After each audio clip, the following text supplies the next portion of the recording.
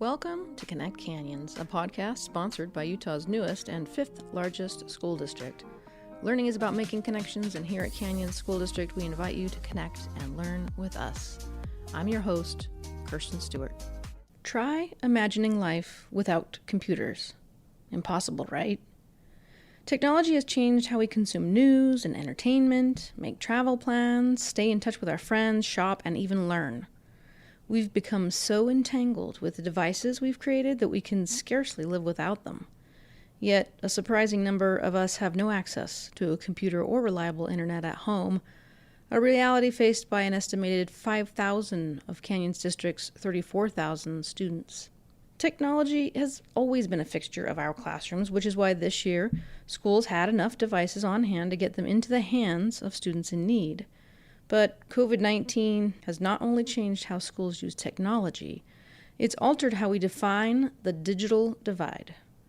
A family may have a computer at home, maybe even two computers and Wi-Fi, but two computers and two computers worth of bandwidth doesn't really cut it when working parents and 3 school-aged children need computing access all at once or for the better part of the day. Going forward, schools need a more permanent and portable solution for providing students with equitable access to the tools they need to succeed. And in Canyons, that solution is known as the Connect Canyons campaign, no relation to a podcast of said title. Here to talk about the campaign and explain why it's a social and economic imperative is Canyons IT Director Scot McCombs and Canyons Education Foundation Officer Denise Haycock. Welcome, you two. Thank you.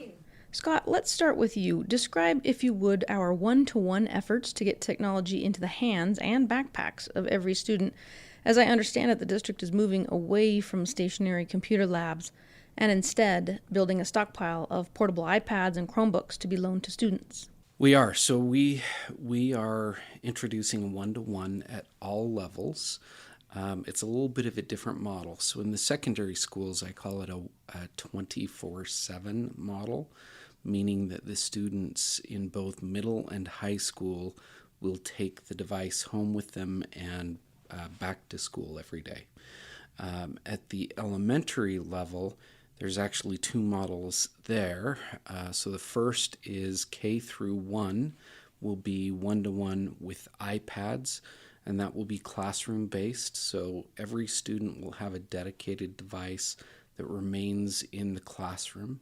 At the elementary, again, 2 through 5, it will be Chromebook classroom-based. So every student will have a Chromebook dedicated to them that will stay in the classroom. It's important for our students. It's also important for our teachers.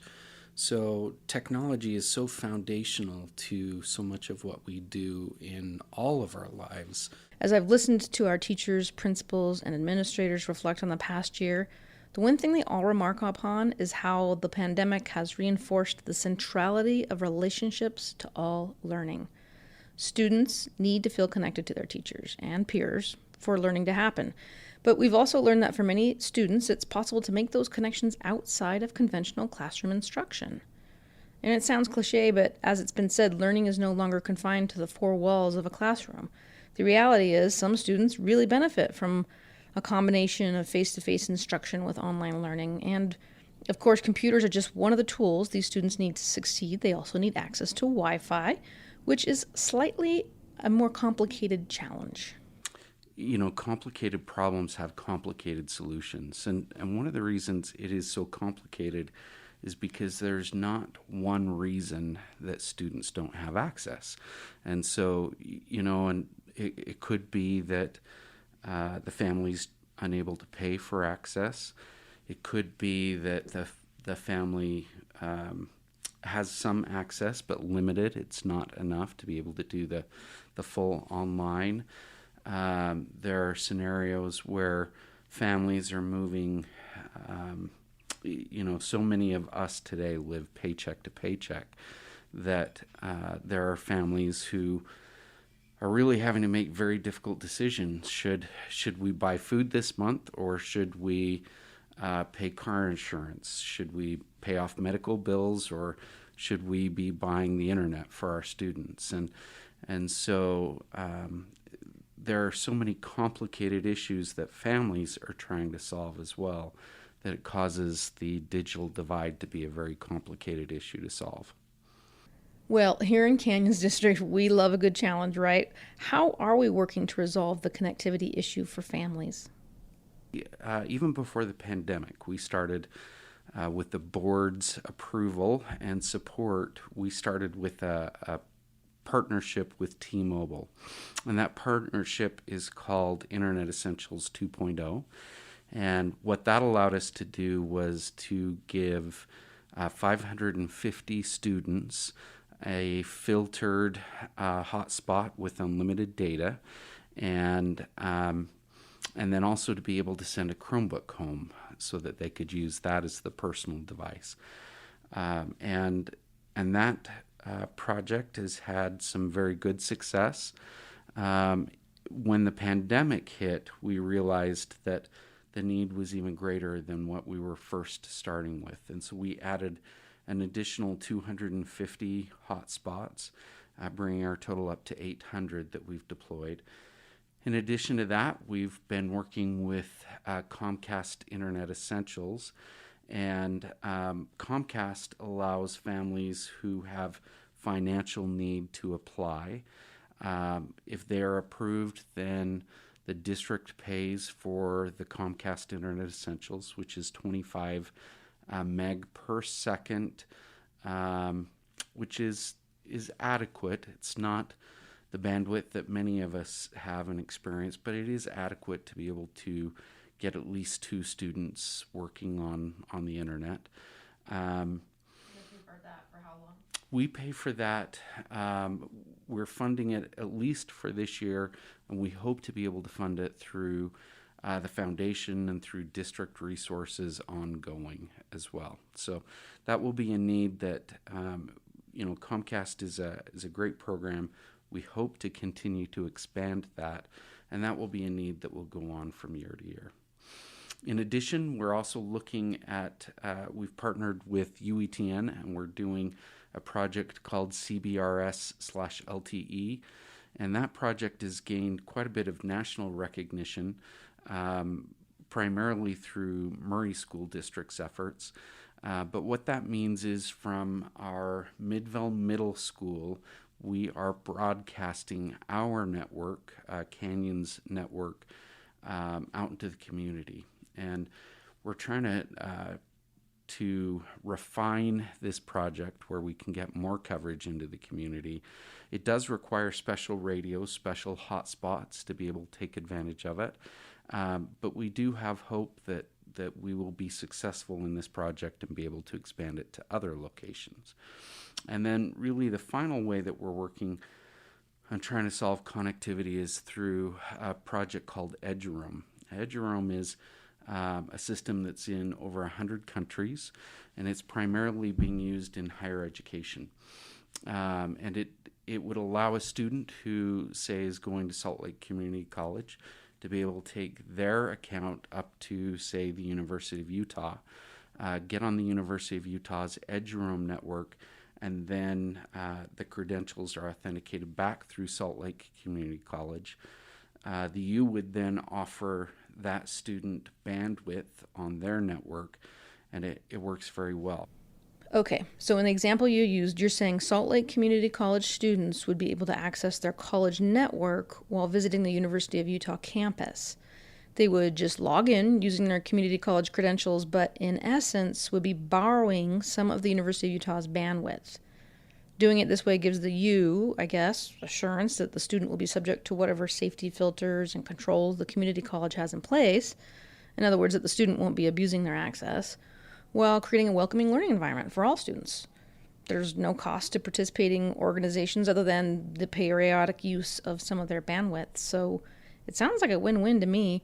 How does it work with K-12 schools? I understand we're working with our community and business partners to host free EduRoam learning zones so that anywhere Canyon students see the EduRoam symbol, they know they can access Wi-Fi to do their schoolwork. So in K through 12 in the state of Utah, we've taken advantage of it. UETN's primary focus has been on sporting events. So if a student, from Washington County is traveling to Santaquin, then they're able to get on that network, authenticate back through Washington County, and then be able to use the bandwidth from that other district. We've tried to take that idea and expand it to be able to push it out to county and cities, where if they would allow that Ed Jerome network on their network, our students would be able to authenticate back to Canyons, and then use those county or city bandwidths to be able to connect. And that way it helps really any student or staff who has an Ed Jerome account. Well, I can see how all of these solutions will come into play, and I really like the Ed Jerome because, it's not just about getting our students onto the internet. It's about also providing our employees, college students, and students from other school districts with access. If this took root in local businesses and municipalities throughout the state, it could really help realize the dream of personalized education, which is to give students more control over the pace and place of their learning.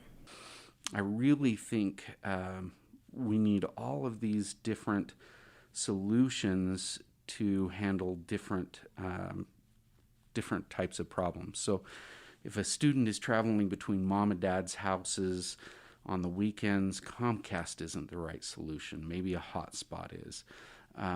If a family has more than one student in need, then a hotspot's maybe not the right solution. Comcast is maybe a better because it has higher bandwidth. And we know we have needs, so being able to get out into the community with the CBRS project is going to be a good solution for those who live kind of close to our radios that we're able to spread out. And then Ed Jerome really can help many students, both higher ed and our students and staff, once we get the communities and the cities really engaged and committed. Denise, let's talk about the Foundation's role. The Education Foundation is the nonprofit fundraising arm of Canyons, and in terms of funding, all of this sounds like a really ambitious goal, which is why the district has secured federal grants, invested its own resources, and forged partnerships with technology companies to make it happen. I gather we've also had some support from our municipal partners. That is very true. The municipal partners have been wonderful. White City in particular gave us a large amount of funds to help support the schools in White City. Draper City helps support us as well. And the other city governments are looking at building up their infrastructure to help with Ed Jerome. So we are getting a lot of support from our city government. Canyons is doing is we're looking at all opportunities for funding. We're not just going the foundation is covering all of this or grants are covering all of this. We're looking at however we can get the funds, that's what we're going to do. And the foundation's excited to be part of that and to provide some of the funding for it. Of course, we couldn't cover everything for every student, but we want to do our part. And we know that our business partners and other individuals are also looking for a way to give back. And how have businesses responded? The Foundation Board jumped on the Connect Canyons initiative wholeheartedly. That's something they believe in. When Scot explained it to the Foundation Board, this is where we're putting all of our focus right now. So what we're doing is reaching out to business partners and individuals to see if they want to donate to help us fund this process to get the one-on-one in the classrooms. So one business in particular that has already worked with us is the Griffles Biomat, and they donated $21,000 so that Sandy Elementary, the entire school, can have their devices and a camera in every classroom. So they just adopted an entire school. We want to make it so people can say, I want to adopt a student, I want to cover a student's computer or their internet connection, or I want to get a camera for a classroom. So you can do just one, or you can do 100, or you can do a school. So whatever a business or individual wants to provide, we're giving them that opportunity to give back to Canyons and make sure every student has what they need. You mentioned the cameras, which are live streaming kits for our classrooms. These make it possible for our teachers to broadcast their lessons live, so that students who are in quarantine this year or learning from home due to COVID, they can also be involved in the in-person instruction, right? all students can kind of take part in the daily classroom activities? Well, we did, and I think you actually interviewed someone, and we got to see that in action where they were giving a lesson with the online camera. Students are at home, but it just made it so much easier with the tools that they need for the students who are at home to give real high quality instruction in both classroom and online. So that's important, especially for those teachers that understand that technology and really grasp it and can use it. We want to make that available to any teacher that wants to have that available. Now, one of the foundation's focus is to support student families who are struggling financially. So I'm guessing the Comcast internet subscriptions are a big part of your push. That's key. I mean, these kids, if they don't have the internet and they can't get online, it does no good. So having that partnership with Comcast and being able to pick up the balance for those families who are economically disadvantaged and say, we'll cover that for you so that your students can have the internet access. So that's a key piece to make sure we're equitable amongst all students and that finances aren't going to stop you from being on the internet. I understand, Denise, you've come up with some fun ways for local businesses to get involved, or even families and Canyons District employees. We are going to launch next week a way for businesses to be recognized for donating and giving back to the schools. So we're creating badges on different levels. There'll be bronze, gold, platinum, and so on. And we'll start with a badge also just at $100 level. If you want to put a window cling in your car window to say, I support my student, we're going to have that available as well. So businesses can get competitive too. So if you want to have a lot of badges and show your support for Canyons and what you're giving back, we're going to provide a badge and also an electronic badge for their social media pages. Well, this is really inspiring to hear how in times of trouble we can pull together as a community and even find ways to innovate and do what we've always done a little better. It is. It's important. The pandemic has been such a terrible thing for our country and for the world, for our community. If there is any positive that has come from it, I think it's that it's acted as a catalyst to really force us to improve and change how we educate.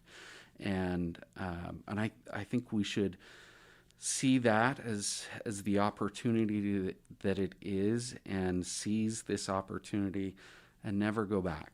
There are things that we're doing today that help us be a better educational institution. I am grateful for everyone's hard support. They've worked hard at making all of these solutions successful, and a large part of that is communicating out to the community and helping them become involved, so we appreciate the community's efforts as well. And people ask me what I want to do, and my response is I want to change the world. And I truly believe through the efforts that the district is making in bridging this digital divide that we are changing the world, that we're doing it one student, one family at a time, and that's inspiring. That's powerful. You've been listening to Connect Canyons. This episode was reported by Kirsten Stewart and edited and produced by Stephanie Christensen. Tune in next week, and if you like our storytelling, be sure to encourage a friend to subscribe.